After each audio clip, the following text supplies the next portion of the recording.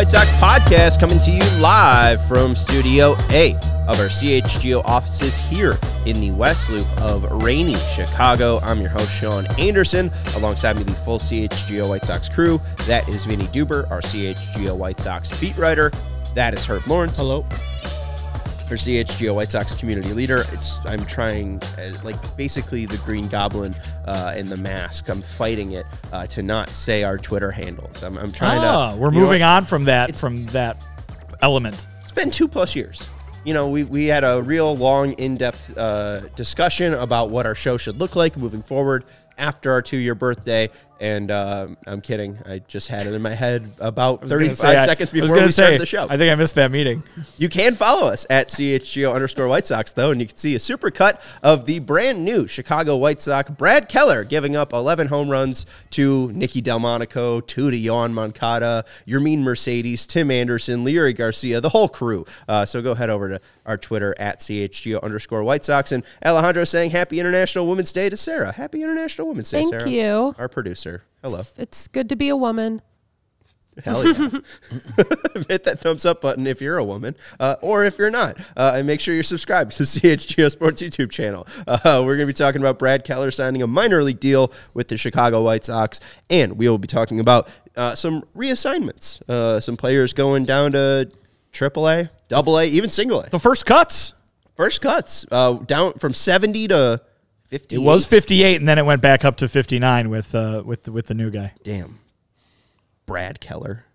Cut his ass immediately. No, not at all. Cut his ass. They just signed him. They just agreed to terms. That's the thumbnail. Yeah. Sarah's going to have to do more work if they cut him. Humiliate him as much as possible. I'm sure Brad Keller's a good person, but he didn't represent himself well in the times that White Sox fans know him. And, of course, famously, it's the Tim Anderson home run where Tim is just hyping up his people. Sorry, I spit a little bit. Hyping up his people, and Brad took exception to that and threw the ball at him the next at-bat. Tim gets a game suspension for calling Brad the N-word, and Brad gets 5 games for being a jerk and throwing the ball at a guy who was having fun with his team. So now that guy is on the White Sox and Tim Anderson isn't? Ugh, goodness gracious. I am not a fan of this move at all. If the pitcher was good, I can look past his past and say, hey, man, let bygones be bygones. You're my mans now. You're a White Sox minor league guy. I'm going to root for you. But the pitcher's not good. Last year, he was mediocre and hurt. 2 years previous was just abysmal. And I'm looking at the stats and seeing, where is it? Where is the thing where Brad Keller comes to the White Sox and adds value or adds anything to the team? Yes, he's still relatively young. I think he's only 28 or 29 years old. But there's nothing there. And I don't even think Brian Bannister crossed paths with him, as Brian Bannister was a player for the Royals back in the day. And now Brad Keller is coming from the Royals. So I can't even blame it on him. So this is just, for me, a perplexing move, especially today's the cut down day. They're cutting other people down. I guess it's a minor league deal, so who cares? But also, it's the person we do not like, especially as a White Sox fan, is Brad Keller coming to the White Sox. And I don't think he's ever accounted for him throwing at our player that time, the guy who was leading our movement in Tim Anderson. Yeah, I mean, I think if this was a blind resume and was signed to a minor league deal today, everybody would have gone, all right, whatever. But it's the guy who was the guy who turned Tim Anderson's home run and the celebration into the bigger discussion that it ended up being, and the thing that really propelled TA into the spotlight, as I've argued in the past, in that moment, as one of the faces of the game eventually. But obviously both those players are a long time removed from that moment. That was 5 years ago at this point. But listen, Herb, I don't think you have to be too worried about Brad Keller tarnishing the White Sox uniform or whatever, because not sure how much he'll be wearing it. As you mentioned, this is a guy who has had very poor performance at the major league level the last few seasons. But I would not, I would, I don't know if pushback is the word. I would like to address what you did in bringing up Brian Bannister. We know that Brian Bannister is very involved in all the pitching acquisitions that this team is making, or at least he has been since he came aboard as part of Chris Getz's front office. Brian Bannister's not only bringing in guys that he is personally familiar with working with. Granted, they've brought in a lot of guys that he has worked with. You can point to several of them in camp, whether it's someone like John Brebbia, who gets a major league deal, or someone that they're taking a flyer on like Dominic Leone, who was part of that Giants pitching staff when Brian Bannister was in San Francisco. But certainly Brian Bannister, whether he was a Royal or not, is probably following the criteria that he laid out, which is, hey, what did he call his sweet spot, right? The guys who have not pitched well lately, who have gotten away from what made them successful, but were at one point successful, and they can go back to that and say, let's go back to that, let's rediscover that. Brad Keller has not had good numbers in recent years, but he has thrown a lot of major league innings. And so even though it was for a team that is routinely toward the bottom of the division standings, you can point to that guy as saying he did something right to get himself to the major leagues in the first place. I'm sure there is something in there that Brian Bannister and the others see that they are going to be able to work on. But again, let's remember, this is a minor league deal. We're halfway through spring training already. We're less than 3 weeks from opening day as we sit here today. Do we really think Brad Keller's being brought in to be part of the opening day pitching staff? No, I think at best he's here to be depth in Charlotte. The idea being, hey, let's roll the dice, and maybe this guy rediscovers something in Charlotte. He throws some good games down there, and then when they need a pitcher, they can call on him. This is not to bash on my man Herb, but if we're calling Jake Woodford a dark horse for the opening day roster, I would put Brad Keller in front of Jake Woodford, at least blind resume and in a way stuff. Nothing about Keller is really that impressive, but he does have a decent resume, like you said. He has 4 seasons where he pitched over 130 innings pitched. 2018, 140, 2019, 165, 2021, 133, and then 2022, 139. And what he did well in 2018, notably the year where the Minnesota Twins were cheating with the baseballs and were hitting like 300 home runs. So they weren't cheating. Baseball was cheating. Whatever. We don't need to get into the specifics. Brad Keller was great at limiting barrel percentage. He was in the top 80th percentile with barrel percent. He was top 80 percentile in hard hit rate, so limiting hard hit allowed, and then he was top 90th percentile in ground ball rate. The one thing that is still with him in 2023 is the barrel percent hard hit rate and ground ball rate, still 95 percentile in the ground ball rate. So if he's able to find the right pitch mix, and maybe that's what Brian Bannister's trying to help him find, maybe he'll make the White Sox roster. But out of spring training. He won't. That's what you're saying? At some point. I don't think it's too late for him to make the spring roster, I think. There's Yeah, only 3 weeks left? Yeah, I mean, I would agree. He would have to come in here and start and be blowing everybody away. You know what I mean? Like they've already got 14 or 15 guys, remember? And now they're going to add another one to it. Again, this is not a big deal of an addition. This is a minor league signing for the minor league team, but it's just funny that it is who it is. That's all. Yeah, I mean, maybe he's worked himself to a place where he can actually just start contributing, and maybe he can give them a true look at what he looks like right now. Maybe he's been working out and keeping ready during the offseason. He's got 5 pitches that he throws over 10% of the time. So, like, I don't like he's just kind of a junk baller. Yeah. And 2, last year, like obviously the biggest concern is his K per 9 have stayed around the same. It's about like 6.5 or something. It's just that his walk rate has gone from like 3 to like 8. So like not good. No, like last year it was like 21, wasn't it? It was ridiculous last year. 8.9. Yeah, he had 31 strikeouts and 45 walks. Jeez. Just pretty brutal for Brad Keller. So not able to find the strike zone. Anybody out and walks the yard. Yeah, but he has a good slider. Great resume. He has one good pitch out of the pitches that he throws. Out of the 5 pitches that he throws over 10% of the time, one of them's decent, and it's a slider. I'll just say again, too, when it comes to Bannister and the work that he's going to be doing throughout the year, remember, he is working on the whole organization. He is not Ethan Katz. He's not the major league pitching coach, right?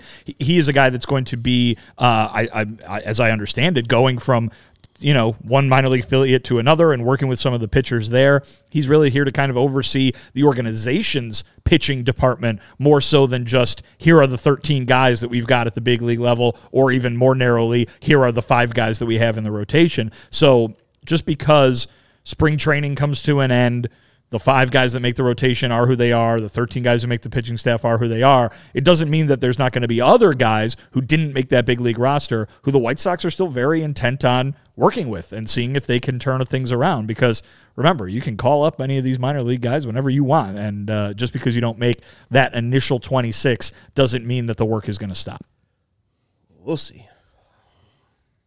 That was speaking generally, too, not just directly about Brad Keller. No, I know. It's just it's still it was just such a deflating feeling seeing that pop up from MLB trade rumors that Brad Keller had agreed to a minor league deal with the Chicago White Sox. And I don't know. It's like there's the famous moment where, a White Sox and a Texas Ranger get tussled up, Which ones? Nolan Ryan and Robin Ventura. Oh, yeah. And Nolan Ryan kind of clowns your man. Sad. Beats the shit out of I don't Robin understand Ventura. what Robin was doing. If the White Sox went out and signed Nolan Ryan, I don't think people would be upset because A, Nolan Ryan won the fight, and B, he's Nolan Ryan.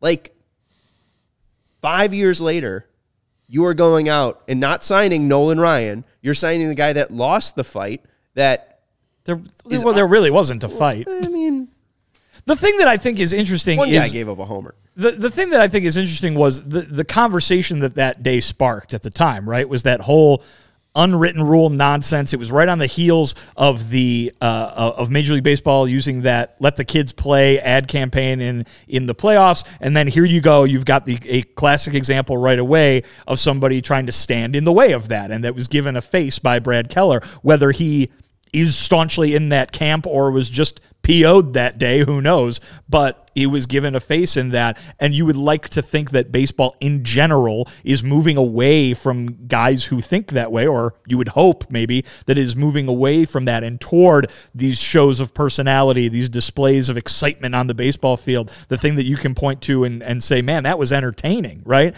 And then here you go, you get the White Sox now letting Tim Anderson go away, and in the same offseason, or at least before the next season even starts, bringing in that guy. It's more of a symbolic thing. It's more of a conversation to have about big picture stuff because as we've mentioned, I don't think the baseball element of this is very important at the end of the day. But the big picture thing and the juxtaposition of Tim Anderson's playing in Miami right now and maybe going to be having some fun for the Marlins, and the White Sox, who need to build themselves a new identity, right, are bringing in Mr. Unwritten Rules there, or at least that's what he was 5 years ago. And we looked it up. What was it, July 5th, 6th, and 7th down in Miami? Yes. Perfect time for Brad Keller to, get himself up to Major League pitching shape. Hey, how about you go and sacrifice yourself out there for the White Sox going against the Marlins? Home run Tim Anderson, home run Jake Berger. If Brad Keller does make the Major League roster for that series, I think we are going to do everything that we can to beg Jake Flanagan to send us to Miami with a roadcaster and do the show outside. And in front of the sculpture. Absolutely. Yeah. Yes. Yeah. You guys know. But yeah, I mean, I don't know. The whole bit has been they keep signing Royals, and they're signing like the one Royal that I didn't want them to sign. Like if they went out and traded for Salvador Perez, fine. If they went out and got Whit Merrifield, cool. That was written in the stars, and it just didn't happen. Okay, sometimes the stars are wrong. But like, did anybody ever sign Whit Merrifield? Yeah, he's a Philly. The Phillies. Okay, he's like a backup. Yeah. Philly. Huh. Yeah. Sorry to interrupt you. No, you're fine. But it's just like could have signed anybody, and you go out and sign this guy. Like I don't know. And you talk about the thing of it sparked that whole conversation. You also had the article back from the other place where Brad Keller was on a podcast and said, and how he acted afterwards to me and my whole team was just over the top. It's like, bro, you hit a homer. Congrats. This wasn't a Game 7 homer. This wasn't a playoff homer. This wasn't even a homer to win the game. Ultimately, we won the game 3-2 in the long run. But that kind of gets lost in the whole transaction of everything. Who speaks like that? Well, it was a year later, I believe he was on that podcast. He had some time to think about it. Oh, yeah. He was able to opine. It just seemed like at the time it was an April home run. Why are you throwing your bat to the dugout or whatever? We had beefs in the past also, like, as far as our teams. Who cares, dude? Yeah, who cares? Then why are you throwing the ball at him? If you think it's not that big of a deal for him to celebrate a home run, then why are you doing what you're doing and throwing a ball at him? Be a grown man, take your medicine, and strike him out the next time he comes up to bat.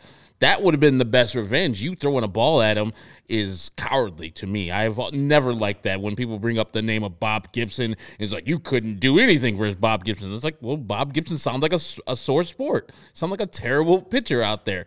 If you want to get him out, the best revenge is to throw a fastball down the middle and say, hit this. And then he doesn't. You just tell him to point his ass to the bench.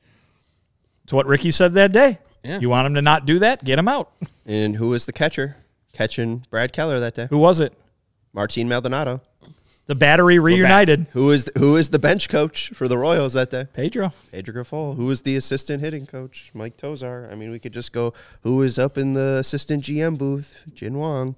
I mean, I think even the popcorn guy came over from Kansas City. It's pretty brutal. All right, let's take a break. We'll let you know about our friends over at Prize Picks and Leinenkugel to set you off into the weekend the right way. Prize Picks is the largest daily fantasy sports platform in North America. They are the easiest and most exciting way to play DFS. It's just you against the numbers. Instead of battling thousands of other players, including pros and sharks, you just pick more than or less than on 2 to 6 player stat projections and watch the winnings roll in.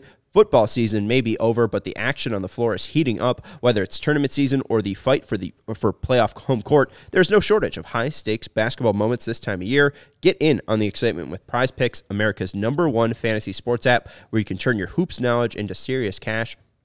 Conference tournaments are here, which mean the biggest moments in college basketball are getting closer. Be a part of the action on Prize Picks for both men's and women's college basketball. You can now win up to 100 times your money on Prize Picks with just as little as 4 correct picks. You can turn $10 into $1,000 with NBA, NHL, and college basketball entries today on Prize Picks, America's #1 fantasy sports app, and it takes just less than 60 seconds to submit an entry. So just sign up, and it's really simple to play. Prize Picks. Head over to prizepicks.com/CHGO and use code CHGO for a first deposit match up to $100. That's prizepicks.com/CHGO and use code CHGO. Prize Picks. Pick more, pick less. It's that easy. I'll tell you what, Wimpy. I love Leinenkugels. You do? Yes.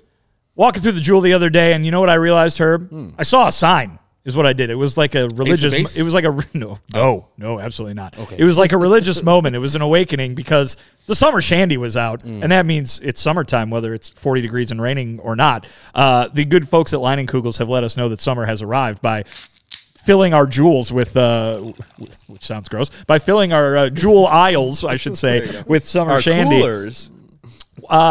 Whether you are going to be hanging out by the lake, whether you're going to be hanging out in the parking lot over at Guaranteed Rate Field, whether you're going to be hanging out in a canoe up in Wisconsin, you're going to need at least 1 to maybe 2 coolers of summer shandy to make sure you're having a just darn tootin' good time. But hey, even if summer shandy isn't your jam, there's the Lakeside Cherry. There's the Sunset Wheat. There's the Northwoods Amber, which we looked up yesterday. Why are you looking at me? There are numerous vices, honey and berry, and the list, of course, goes on and on. How about you even go up to Wisconsin yourself and try yourself an original, a Leine's original, which is just terrific. When I think of Leine's, of course, I think of Wisconsin innovation. It goes in a long line with the cheese curd, the indoor water park, the Summerfest. It's all there, folks, north of the border. They're making some really, really tasty beer. So here's the part that I have to read off of my phone. Flavor life's simple moments with Leinenkugels, the official craft beer of the Chicago White Sox. Go to Leine.com/CHGO to find delivery options near you. They'll row it up to you in a canoe. That's LEINIE.com/CHGO, or pick up Leinenkugels pretty much anywhere they sell beer, like down by the Jewels. Leinenkugels. Flavor the moment, celebrate responsibly. The Jacob Leinenkugel Brewing Company, Chippewa Falls. Yes. All right, so I appreciate Jacob Ramey saying 27 watching and only 14 likes. Let's make the math. So hit that thumbs up button. We have 2 more Brad Keller-ish topics. Yeah. You haven't brought this up, and I'm sorry if you didn't want to bring this up on the podcast, but we mentioned hated people who were hated before they were signed by a Chicago team. You're not going to say me, are you? No. Oh, okay. No. You brought up John Starks. I did. I was going to bring that up as a parallel here. So, do you want to set it? Well, you'll remember. I mean, so folks who obviously watched the Bulls in the '90s remember that the Knicks were among their biggest, perhaps obviously their biggest rival, and John Starks was quite the instigator among that group of a very talented Knicks lineup, Patrick Ewing and Grandmama and Charles Smith, Anthony Mason and all of them. But John Starks, no one liked him. And then he came to the Bulls in like the middle of the season one year when this is after MJ left, they were bad. He played like 4 games and that was it. He left. I have a feeling this could be kind of a comp to Brad Keller. Everybody very mad right now that the team went out and signed an old enemy, so to speak, an old rival, and yet it's very possible he could just be a Charlotte Knight all summer long. Yeah, and the guy that I would bring up, and there's other guys I'm going to bring up that are more successful, and I know we got a guy that was hated but was successful as a Chicago person, was Jamie Navarro. Oh, my gosh. Former Cub, signed I think a 4-year deal with the White Sox, and came over here and was just trash. And like a bad person, too, and he got killed by the Cubs. I believe his first start was the first Crosstown Classic that actually counted. I was at that game, 8-3 loss by the White Sox to the Cubs. And then eventually he got traded to the Brewers, which brought along one of the favorites of White Sox history, is Jose Valentin. So, yeah, Jaime Navarro was just hated before he got here. When they signed the deal, it was like, why is he here? And then he was just absolute trash as a White Sox. I'm not around for Jamie Navarro. I wasn't around for Jose Canseco as well. Luke brings up Jose Canseco. Did White Sox fans hate Jose Canseco? I don't think so. I just think maybe he was generally someone disliked. That, like I think that if you're talking about, a former, fans getting mad that a former rival or a former, enemy of the team is now coming to the team, you could come up with so many examples of guys who are just like good. You know what I mean? And I don't think that is the same thing, right? It's like, oh, I'm mad because this guy who was, like, you brought up Justin Morneau being on the White Sox. Weird to see, right? But very weird. White Sox fans didn't like Justin Morneau just because he was a good player for a team they didn't like. He wasn't a guy they didn't like. You know who kind of was A.J. Pierzynski. Yes. Now, obviously, A.J. went on to have a long White Sox career, part of the World Series team. He is a beloved Southsider now. But when he comes to the White Sox, he is historically a Twin with a reputation around the game, but also to White Sox fans specifically, as just the most annoying guy to have to face in the world. Certainly, there were probably no positive attributes other than the fact that he was a pretty good player, a productive player when he came in. And so I think that might be a far more apt comparison than like just someone who was like good on a team and you didn't like them because they were good against the White Sox versus a guy who actually like did things to deserve being mad at. I mean, we don't have to go too far. I mean, I don't know if we didn't like him initially. I know I didn't because I was a Padre fan. But Mike Clevenger, and then all the stuff was brought to light about his off-the-field stuff. I was like, this is not a good move for the White Sox. And all year long, I was like, why is this guy still in the team? Even though he pitched pretty decently in his last, 10 starts for the White Sox. Hasn't been signed yet, but I think that is kind of akin to this, even though I don't think Brad Keller will ever make the White Sox. People bringing up Rodman. I think Bulls fans at that time did hate Rodman, but knew he was necessary for the Bulls to get over the top, especially with the cosign from Jordan and Pippen. Yeah, I mean, again, I wasn't around because you guys are so old. But Fat I feel Hipster bad for you, man. Brings up good times. We talked about Kenny Lofton. Kenny Lofton just hated you, not anyone else. Yes. Kenny Lofton was fine. But Fat Hipster also brings up Roberto Alomar. They had half that team if you throw in Jim Thome too. Well, so Bartolo Colon. They had so many former '90s Clevelanders. One of our former employers. Mine. Yeah, yours. Okay, yeah. Published an article, Top 10 Chicago White Sox Players We Hated Rooting For on the South Side. It's by NBC Sports Chicago, published April 7th, 2020. Did you write this? April 7th, 2020. He was there. Would you have, is this something that you maybe contributed to? I don't know. I don't remember. All right. Read on and let's see. So Morneau is 10. Okay. Vizquel is 9. Everett's 8. Roberto Alomar 7. Thome 6, Canseco 5, Manny Ramirez is 4, David Wells is 3. People hate David Wells? after the fact, during the thing, people were like, yeah, we just traded Mike Soroka for David Wells. Also, Manny Ramirez hadn't been on Cleveland for a long time by the time he came to the White Sox. And who was this guy in the middle? Morneau. No one hated Morneau. I don't think I would have. I don't think I wrote this because I never would have put Tomey on there. Oh, yeah. Yeah. Gentleman Jim? That was a great trade. And he's a local guy. Well, Everybody loved that trade. Yeah, before Jim hit the famous blackout game home run or career dinger number 500, White Sox fans love to hate Mr. Nice Guy. Why? We'll just leave his career Cleveland numbers against the White Sox right here. 122 games, a 298 batting average, a 411 OBP, a 627 slugging, 37 home runs, 73 would have been crazy, and 99 RBIs. I don't know who wrote that. Yes. If we, good. as people have been showing in the comments, if we went by people who just did well with the White Sox and didn't like them, we would hate the whole Cleveland team. They dominated the White Sox in the late 90s. They dominated a lot of people. Yeah. Like, it was like Manny Ramirez, we didn't hate. We'd love to have 99 on the team for his one home run with the White Sox. Do you know what my favorite stat about the Cleveland baseball team is, though? That they haven't won a World Series in like 100 years. That's great. Since like the 50s. It's the 40s, I think. Right? It's yeah. Like Herb Score was the last guy. Like World War II era. Like people were all fighting in a war, and that's why they won. And that's why people were asking me if I was rooting for the Cubs or the Indians at the time. I was like, why would I root for a team that I face 19 times? Yeah. I hate the Guardians/Indians. So yes, I'll root for the Cubs to win, and that was great. 1948. So the war was over, but only barely. Was Ted Williams back? Probably. They literally been to 2 Game 7s in the World Series. Lost them. Cleveland? Yes. I believe they lost to the Miami Marlins in the Game 7 World Series. Yeah. The Cubs. Walk-off, yeah. All right. It feels good. I think so, and then 2 is Albert Bell, and 1 is AJ. So Albert Bell might work because he was a dick. And then we just signed him, and no one was like, why we sign him? You just had this whole lockout / strike talking about salaries got out of control, and then you signed the largest contract in history at the time to Albert Bell. He was great his 2 years here, though. I mean, it wasn't a bad idea to sign a good player. No, it was not. To put him with Frank Thomas, no, those 2 years were fantastic, and I don't think the White Sox were close to first place in those years. If you added up those 2 guys' biceps, do you think it would be the size of my torso?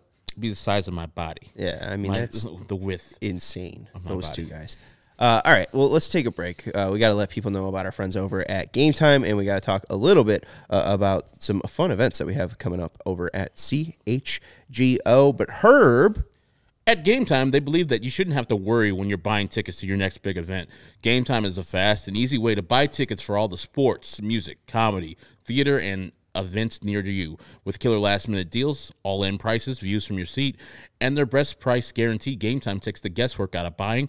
Go to Game Time, buy some seats there. If you want to check other secondary market sites and see a lower price in that same row and section, send that information to Game Time like I did, and you'll get 110% of the difference in your account that quickly. And you can see the view from your seat before you buy, so you know exactly what to expect when you do arrive. All-in prices show your total up front, so you know what you're getting right there without any hidden fees. And buy tickets in seconds with 2 taps. Game Time has the deals for tickets right up to the start of the event and even an hour after the event start. It's the place to go for last-minute seats.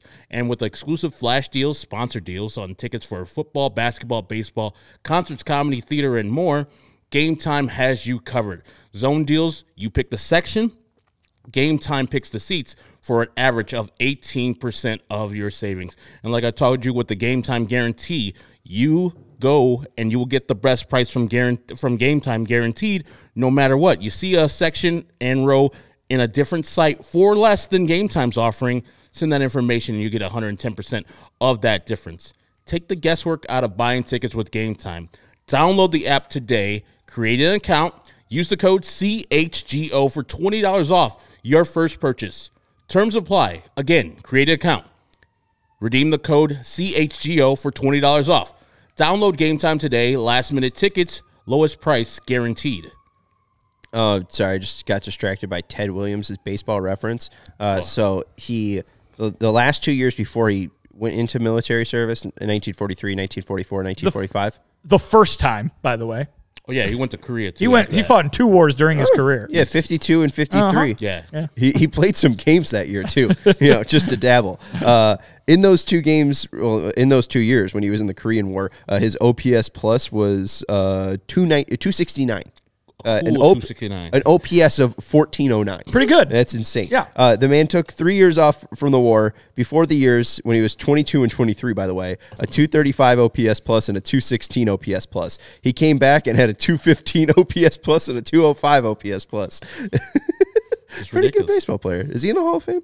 All right. Want to let you know about our upcoming Blackhawks takeover at the United Center on March 26th. This event is almost sold out. You can go check out our events page at allchgo.com for not only the upcoming Blackhawks takeover, but also the White Sox takeovers that are coming up. We got one, I believe, in May.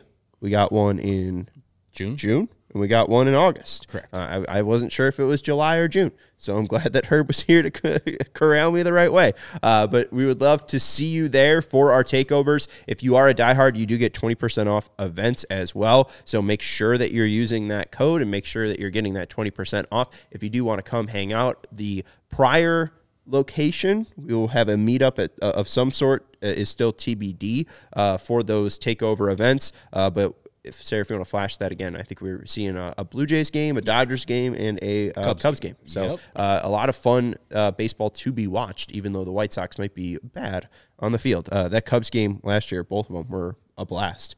Yeah, very fun. We got the walk-off from Morel? That was the second one. And then the Robert game winner was the first one. Yeah. Those were at Wrigley. I don't really remember what the outcomes were on the south side. I think the Cubs won both games that we did the takeover with, because I remember Cody cheering very loudly next to me when we're at Guaranteed Rate Field. Yikes. But if you are new to CHGO, we do have a new CHGO collection for our second Earth Day, but we are always looking to serve you, the fans. If you are a diehard Chicago sports fan, we got shows for each and every team: Blackhawks, Bulls, Cubs, White Sox, Sky, Fire, whom else? Red Stars. I feel like I'm missing a big one. Bears. I think I might have. Did you leave the Bears out? Yeah, the Bears. The Bears are really. They don't need any more advertising. Do they have any viewers? Yeah. But we got you covered with pre-game shows, post-game shows, or off-season content like this. And we also have premium written content for members at allchgo.com. You got White Sox Weekly coming out from Vinnie every Monday. We got dope merch, as you saw, for your teams. We also have the season guide for 2024 that you can check out. And there's also a members-only Discord, the CHGO Lounge, that you can check it out. And the Sox blew a 7-3 lead on the south side, I think. That sounds right. Yeah, they lost 2 games at Guaranteed Rate Field. I remember Luis Robert hitting that home run in the first game, and then I was so happy. He's like, "Oh, we're going to retain the BP club because we're going to win this second game," and then Morel. Well, before that, also magical. It was absolutely terrible. Was that the sound of the BP cup, Sarah? Yeah, I figured. Somebody cracking open a nice can of motor oil and dumping it into a trophy? I love the BP Cup. Were you there for that anymore. Hendricks and Kopech? We were there the second game. Okay. Yeah, Sox lost 7-3 that first game. And then that second game, this is great radio, by the way. It was, yeah. 10-7 win by the Cubs. They went into the fourth up 7-2. Yeah, I literally told Cody, when they went up, the White Sox went up, I was like, Cubs are winning this game. I've seen this movie before. Did you put money on it? No, and he was just down. He was Cody. He was like, "Oh, man, the Cubs are terrible." I was like, calm down. They're going to win. And they did. Oh, and that's great, too. We had Miles Master Boney strikeout swinging, and there's a wild pitch from Joe Kelly that gets away. And then Suzuki scores, and the inning keeps going. And Joe Kelly walked in 2 runs there, too. That all checks out, despite me not remembering it happening. I think I was letting you know to become a diehard. Anyways, come and join the fun of White Sox losses to the Cubs. You also get a free shirt when you sign up, and you can pick from any of the cool CHGO collections, the ones that we just launched. So go check that out, and also go check out our events page, allchgo.com, for the fun events that we have coming up for you fans. All right, let's get into the reassignments. 12 reassignments, Vin. 12 guys were cut from Major League Camp today. You had a handful go to AAA. They are sent to AAA. They are on the Charlotte Knights roster. 2 guys were sent to AA, and then there was a handful also reassigned to minor league camp, which means they will be minor leaguers to start the season, but they do not have a team yet. Okay, so Edgar Navarro did have Tommy John. Tommy John. Okay, so he was sent down to minor league camp. He's one of those guys, but mainly, notably, Edgar Caro, Kai Bush, and then Jake Eater. Kai Bush, Edgar Caro, and then those guys were sent to minor league camps. AA was Jake Eater, and then Colás, probably the biggest name for Charlotte. I mean, not super surprising because we heard the whole winter ball fiasco wasn't a fiasco. It was what Colás wanted to do, but we really didn't think that the guy that made the team in 2023 on the opening day roster, it really never seemed like he had a shot to make the 2024 one. No, I mean, we heard from Chris Getz over the offseason in which he painted a picture of Oscar Colás starting the season at AAA, mostly because they want to see him work on things. There's a lot that he needs to get cleaned up in the minor leagues before they can have confidence that he'll come back to the majors and have all that bad that he showed last year behind him. We've heard from Pedro Grifol, whether it was while I was down there or some of the things that was tweeted out today about improvement when it comes to offense, right? That the handling of the strike zone and pitches either in or out of it has looked a lot better from Colás this spring, but it still seems that he is searching for the right spot in terms of kind of how to play the game. And, that to me makes it seem like he might be a little further away than they would like him to be. Now, he can go down to the minor leagues and show them in game action, hey, I can handle this, right? But he hasn't shown them that yet. And so not surprising that he ended up there, but again, interesting. He's an interesting guy. They obviously invested a lot of money in him as an international free agent signing. And then last year he was crowned the everyday right fielder, only for that to go away real quick because of the way he was playing. So they have not closed the door on him being part of this team's future. They keep talking about him that way.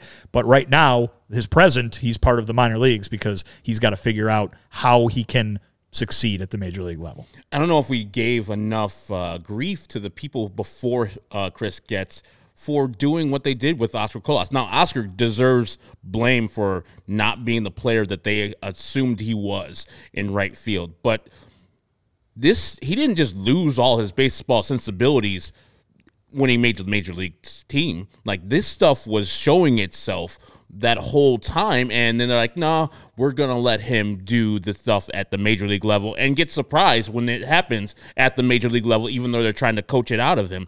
This is what I wanted to happen last year, where he spends a whole year at the AAA level and then proves like, hey, I know what I'm doing. I got AAA pitching down. And then by this year, you could have a guy like Oscar Colás come and be the everyday right fielder for the White Sox. So I applaud Chris Getz and his staff for sitting him down and saying, this is what you have to do. Go down in the minor leagues and dominate. If he does, I don't think the door is closed. Like you said, Vinny, like, I don't think Dominic Fletcher is going to do enough where if Oscar Colás is down there putting up some real 300, 400, 500 numbers in the slash lines where they're like, nah, Dominic Fletcher's up here doing things. I think he still has a shot to make this major league team eventually in 2024, but I'm glad that people finally realize, like, we need to actually teach him how we play White Sox baseball. And if he goes off of that track, you got to get him back on that track and not allow him to be the player that he was last year, because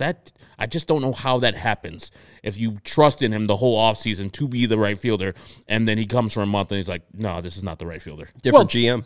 Yeah. And to your point, we saw that kind of become a little bit of a theme under Rick Hahn and Kenny Williams as this thing really failed to get off the ground was, hey, we're going to put all our eggs in the baskets of these guys are going to be so impressive offensively that it's not really going to matter. The shortcomings they might have in other areas of the game are not going to impact it enough for the other team to make up the 10-run differential that we're going to be beating them by every night. And I'm being hyperbolic, obviously, but listen, Oscar Colás was putting up good numbers in the minor leagues. His offensive numbers were good, and I think that they were seeing that as he's accomplished this, he's accomplished that down there, he's had the offensive success. If he's not super ready from a defensive or I'll go as far to say mental standpoint, right, then it's okay because he's still going to be hitting kind of thing. When he didn't do that, then it just looked like a complete disaster out there. And there were some comments from Pedro that I saw tweeted out that did look a little concerning in terms of where Oscar Colás is. Reporting from Arizona today as he was commenting on the move that was last year he was playing way too out of control, that we needed him to calm down a bit. And now this spring he's playing way too tentatively, right? And so when you, as you hear from baseball players over and over again, when you overthink things, it causes problems. And it seems like maybe that's the case for Oscar Colás. He's got to work on not just, mastering how to hit and mastering how to catch the ball and that kind of thing, but also how to approach the game in general, because he obviously has kind of the pendulum has swung way back in the other direction now, at least from what we've seen from Pedro saying today, that maybe is going to be detrimental in a completely different way. But one thing that I'm kind of fascinated to see is if Jimmy Lambert and Gavin Sheets make this team, because if they don't, 6 of the 26 guys that were on the opening day roster in 2023 will be on the team in 2024. That's it? Wow. And most of that is because those guys are no longer with the organization. Right, yeah. Yeah, a lot of the pitching staff. Yeah. Only guys that would be like in the minor leagues would be Sheets and then Colás. Other than that, they're just off the team. Right. Cease, Clevenger, Giolito, Kopech, Lynn, Bummer, Diekman, Graveman, Kelly, Lambert, Reynaldo Lopez, Jose Ruiz, Gregory Santos, Yasmani Grandal, Sebi Zavala, Hanser Alberto, Tim Anderson, Elvis Andrus, Romy Gonzalez, Yohan Moncada, Gavin Sheets, Andrew Vaughn, Benintendi, Colás, Jimenez, Robert Jr. I mean, it's just a complete overhaul, and it's crazy to see. One season, that's amazing. Amazing in what way? Can you define amazing for me, Herb, for the next 4 minutes? No, that they just turned over the roster that much in one season. Not saying amazing in a good way, but I think that, this team I'm looking forward to, and it's March. That's why I'm looking forward to it. When I'm in April in the middle of those games and I'm watching, I'm like, give me to October already. But March, hey, give me some baseball. So stick with us all summer long, folks. We'll have shows after every game. But I think that also they might be a little bit more exciting, too. So baseball will actually be fun this year. Last year was a slog the whole time. I will say this one more thing about today's roster cuts. I was thinking about tweeting this and then just didn't. I think the only real surprise, because we knew what to expect in terms of Colás, the only thing that maybe could be qualified as this guy's going down already, Popeye Rodriguez. Again, I don't think anybody thought he was going to win that fourth outfielder job, but you could have counted him among the group of people who were competing for it. You'll notice all the other guys that are still competing for it are still there, right? Remillard, Shoemake, Mendick, Sosa, they are all there. And so you can cross one guy off of that list in terms of who's going to win that job, because Popeye Rodriguez is not going to be it. I was just crossing my fingers that Jake Woodford didn't get sent down, because I would not hear the end of it today. Just one day after. Oh, my God. It's like, your dark horse, Herb, is in the minors lounge. Good job, you idiot. You wouldn't say idiot, but yeah, I got you. I might.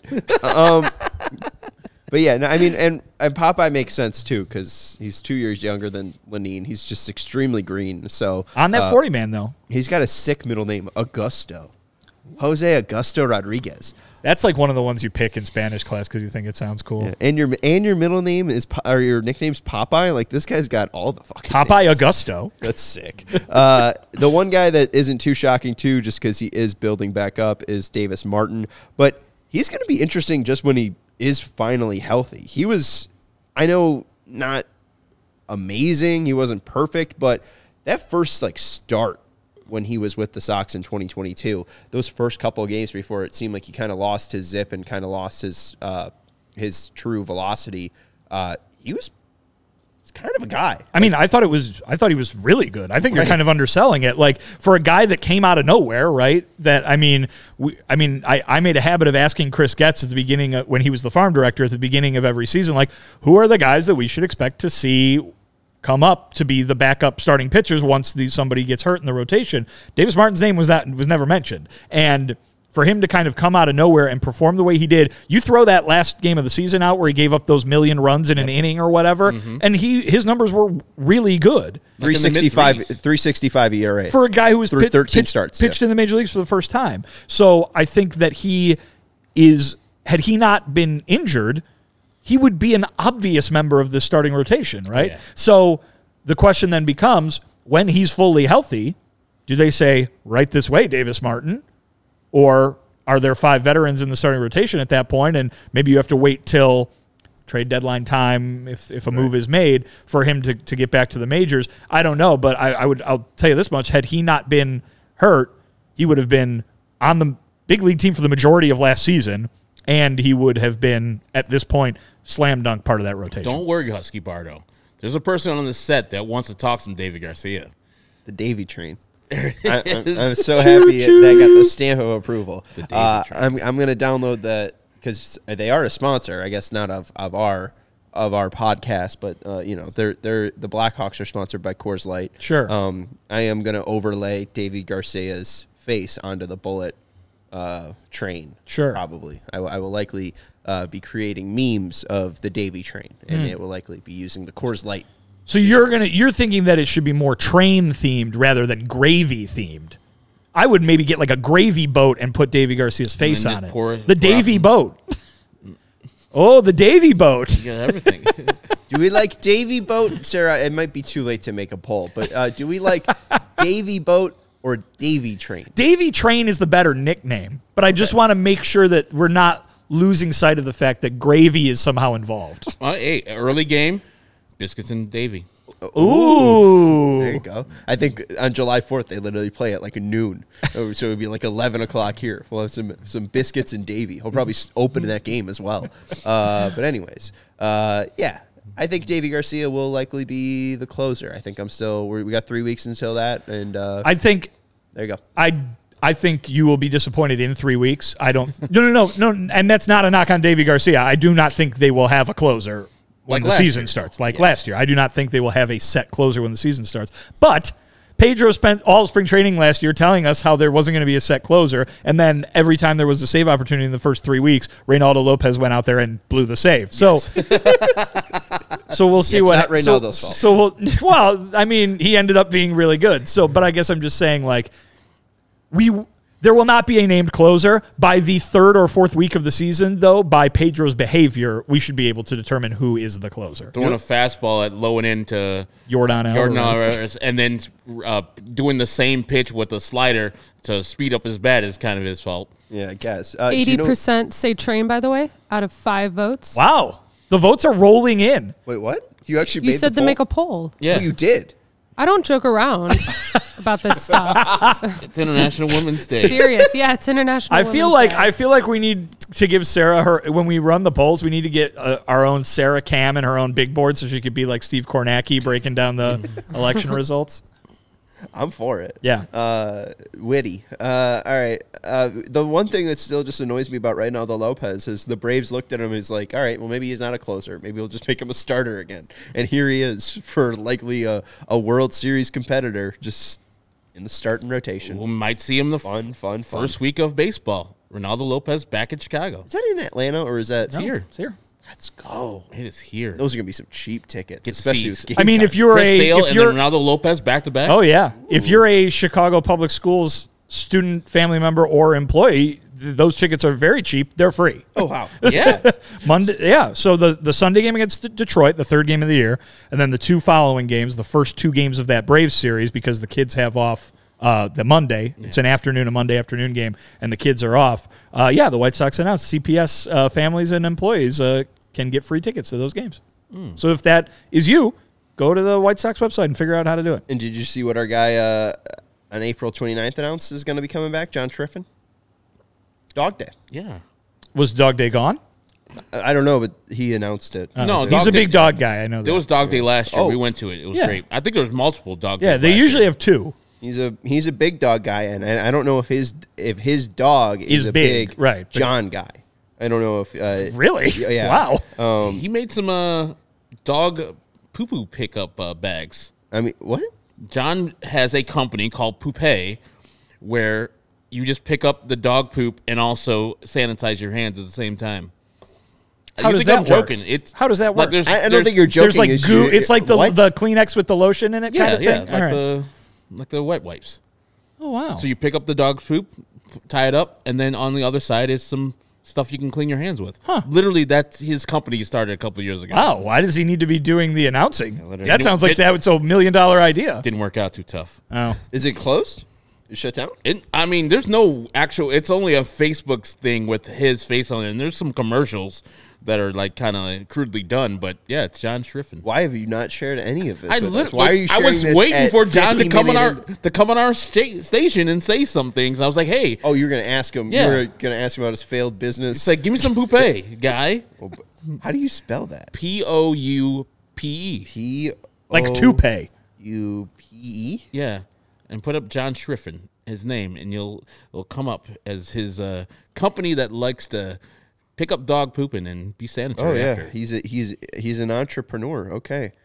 I mean, it's like, to be fair, like people who own dogs spend a lot of money on dog stuff, and so you would think that would be a good home run, no pun intended, of an idea. Hey, every time I pick up poop, I'm like, man, I should be washing my hands. Why don't you? I mean, I wash them after, but right at the time. Outside, like, you can't. Yeah, right. Exactly. Yeah. Funding was canceled for this project on March 2nd, 2021. It had a goal of 15,000 and 17 backers raised 1,460. The idea still exists, though. Yeah, I'm just going to steal it and then make a lot of money. Sorry, John. It's possible to feel clean after picking up poo. Again, this doesn't sound like a bad idea to me at all. Okay. It's a great idea. He was just ahead of his time. Hello, Eloy Jimenez. I actually like that call. And in the circumstances where he's throwing it to Chuck and Chuck's throwing it back to him, he did a fine job. The worst part about it was just that it seemed like the broadcast was off, like a hair. So you heard the bat crack before you actually saw Eloy swing. Mm-hmm. That's not John's fault. Anyways, that's going to do it. Let's go have a Friday, huh? Let's go have a weekend. That's Vinnie Duber, our CHGO White Sox beat writer. That's Herb Lawrence, our CHGO White Sox community leader. I'm Sean Anderson. You can follow us at CHGO_White Sox. Thank you to Sarah for producing the show. Make sure you hit the thumbs up button and make sure you're subscribing to the CHGO Sports YouTube channel. There's no shows after us. We're the last show of the day. Okay, we are done with CHGO Sports programming until the weekend. Goodbye. We all silly like the mayor.